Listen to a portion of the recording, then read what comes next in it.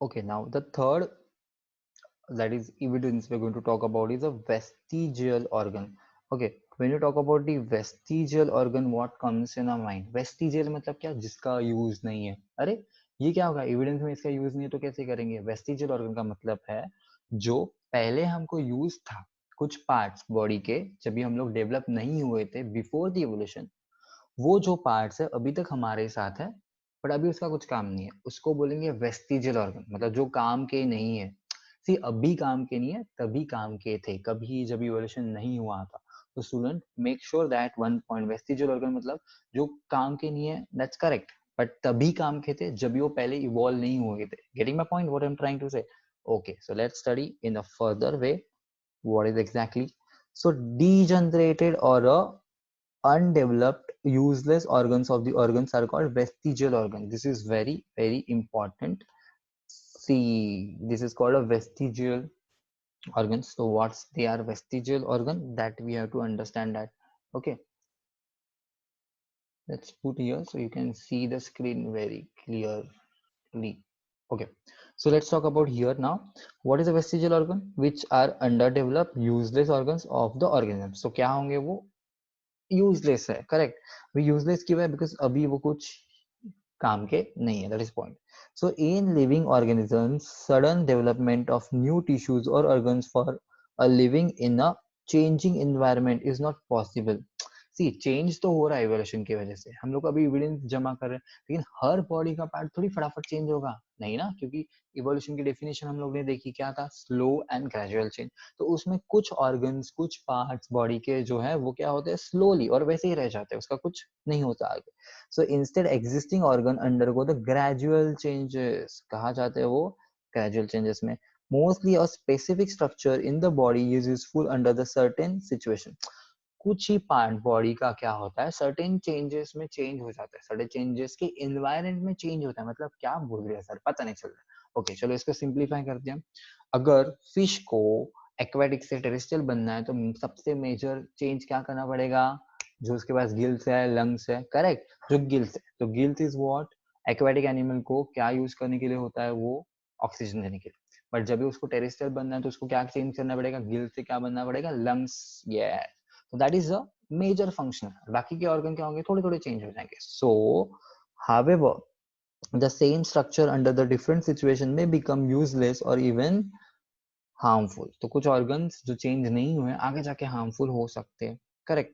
So such structures begins to degenerate under a such situation as per the principle of natural selection. तो अभी ये देखो, ये point को हम लोग अंडरलाइन करेंगे अलग पेन से, तो आपको पता चलेगा.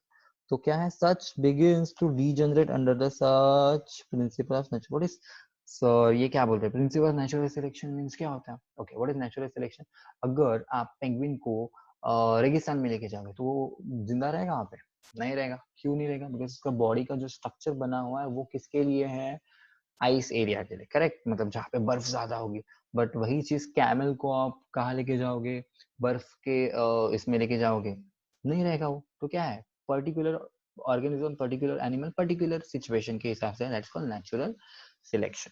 सो let's move further. So it takes 1000 of year for a structure to disappear. तो ये जो स्ट्रक्चर है उसको डिसअपियर होने के लिए थोड़ा टाइम लगता है. थोड़ा नहीं, कितना? हाँ, देखो यहाँ पे 1000 of years. So such organs are seen in the different phases of the disappearance in the different animals. तो ये जो ऑर्गन्स है धीरे धीरे लेवल में क्या होते हैं? चेंज हो जाते हैं. जैसे हम लोग, चलो हमारे एग्जाम्पल ले, वेस्टिजियल ऑर्गन हमारे के लिए क्या है हम लोग तो पढ़ेंगे, लेकिन आपको क्या लगता है? हम लोग बंदर से आदमी बन गए. तो टेल बोन हमारे पास अभी भी है, करेक्ट. अभी भी हम लोग उसको टच कर सकते हैं. टेल बोन क्यों है? अभी तो हम लोग नहीं जंप कर सकते, correct, because we are standing on 2 legs और बहुत अच्छे से बैलेंस करते हैं. लेकिन पहले क्या करते थे हम लोग, बंदर जब भी थे, मतलब हम लोग जब भी बंदर थे तभी क्या था? उसका बैलेंसिंग के लिए टेल वाज रिक्वायर्ड. जो भी 4 legs एनिमल उनको टेल्स होती है because they need a balancing certain purpose. Okay, so दो non functional in a certain organisms, it may be functional in other organisms. कुछ ऑर्गेनिज्म में जो फंक्शनल नहीं है, दूसरे ऑर्गेनिज्म में वो फंक्शन आ जाता है. That is not vestigial in other organisms.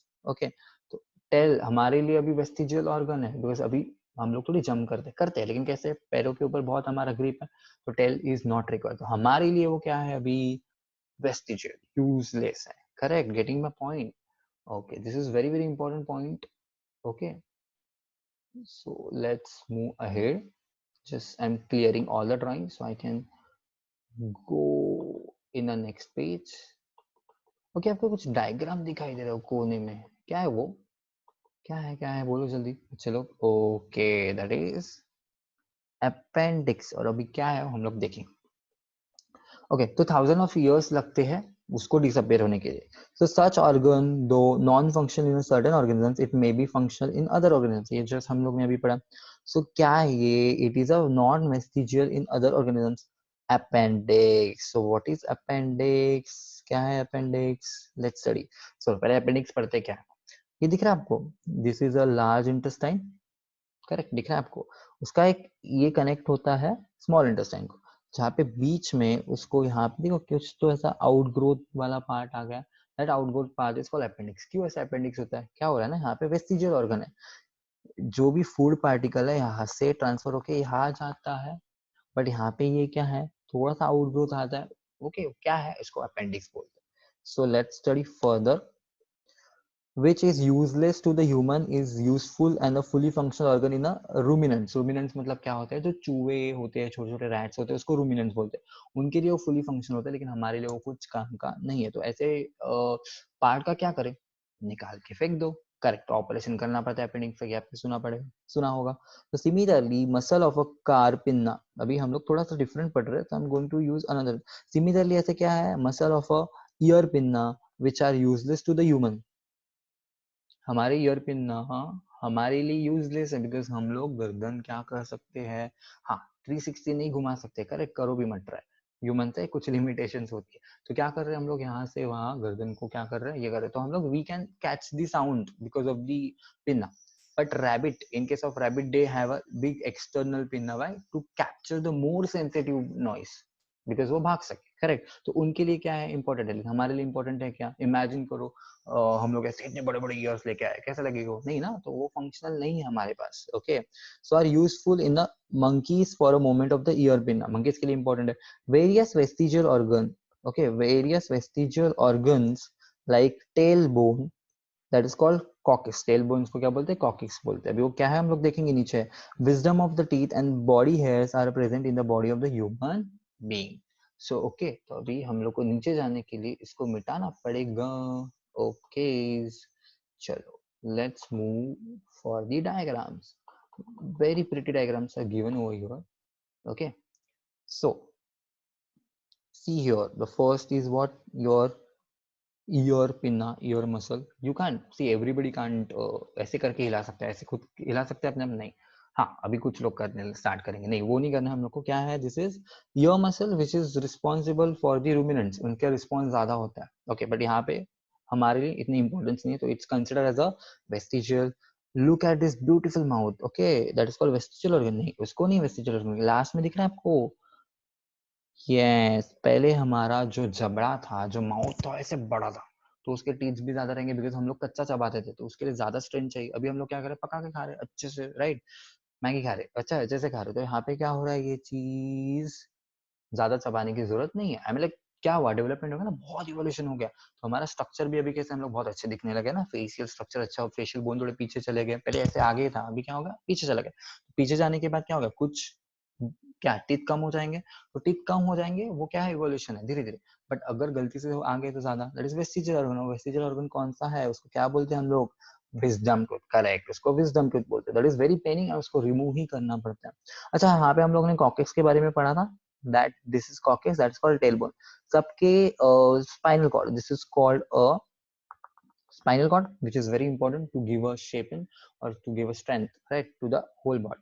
तो ये जो लास्ट वाला पार्ट है स्पाइनल कॉर्ड का, उसको बोलते हैं टेल बोन, और वो सब में प्रेजेंट होता है. पहले हमारे पास ऐसी बड़ी सी टेल थी, बट अभी है क्या, नहीं है. Correct, so okay, fine. So you understood that what is vestigial organs, tell me, which is not required right now. Correct, but earlier the, yes, so we have to understand that point and we have to go further. This was the third one that we understand कि ये third change था. पहला क्या था बच्चे लोग बोलो, it was a morphological, यहाँ पे appearance same था, ऊपर ऊपर से superficial.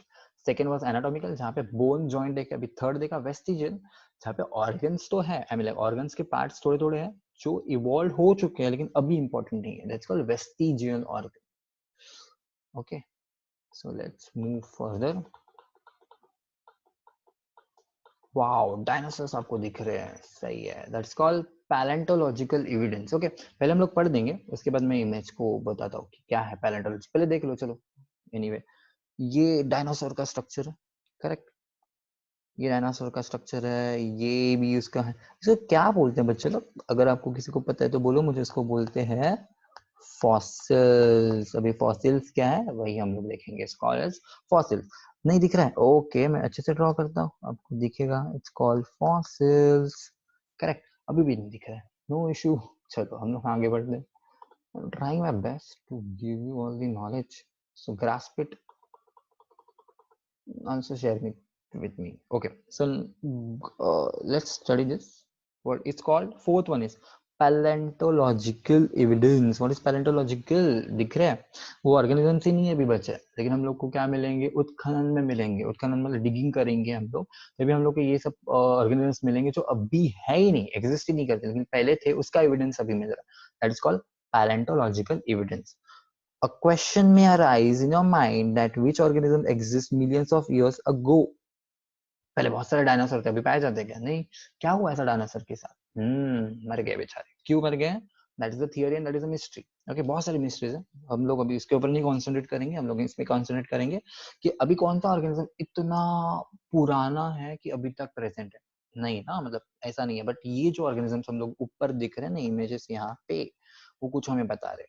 So how can we tell this, now this secret has been hidden in the earth. ये सीक्रेट अर्थ में हिडन है, देखो हिडन, बस मस्त प्रिंट दे रहे हैं। So large number of the organisms get buried due to the disaster like flood, earthquake, volcano eruptions. What is that, बहुत सारे वोल्केनो इरप्शन आ जाएंगे, अर्थक्वेक आएंगे तो क्या होगा, सॉइल का लेयर है वो क्या होगा, नीचे गिरेगा, करेक्ट। कैसे नीचे गिरेगा, तो ये दो ऑर्गेनिजम्स हैं वो उनके अंदर ट्रैप्ड हो जाएंगे। ओके, सो देखो क्या लिखा है इधर, ये पॉइंट हाईलाइट वाला है। सो रैमनेंट्स एंड इम्प्रेशन, रैमनेंट्स मतलब जो बचे कुचे पार्ट्स है, इम्प्रेशन मतलब दो पत्थरों के बीच का, आपको दिख रहा है ये इम्प्रेशन फिश का, फिश तो नहीं दिखाई दे रही है सर, तो ये इसका इम्प्रेशन कहाँ से आया, because it has buried between the two soil layers, two stone layer, तो इसका इम्प्रेशन पहले तो था, उसका इम्प्रेशन बन गया वहां पर। रिमेन्स प्रिजर्व अंडरग्राउंड, तो ये जो रिमेनेंट्स हैं उसके इंप्रेशन है अंडरग्राउंड क्या होता है, प्रिजर्व हो जाते हैं, this are called as a fossil. This is very very important exam point of view and very very important, MCQs में आ सकते हैं इसमें से। तो remnants and the impression of such organisms, बच्चे लोग रैमनेंट्स क्या है, जो बच्चा कुछ पढ़ा, इंप्रेशन क्या है, when the organisms get buried under two soil layers, it forms their impression, it forms their, see you can see here impression of the fish, correct. Okay, so study of the fossil is an important aspect to study of the evolution. तो अगर हम लोग इनके बारे में पढ़ेंगे तो हम लोग और अच्छे से जान सकते हैं, correct. Okay, that is what I'm trying to understand from this. Okay, so I hope you understood that. Let's move to the next class.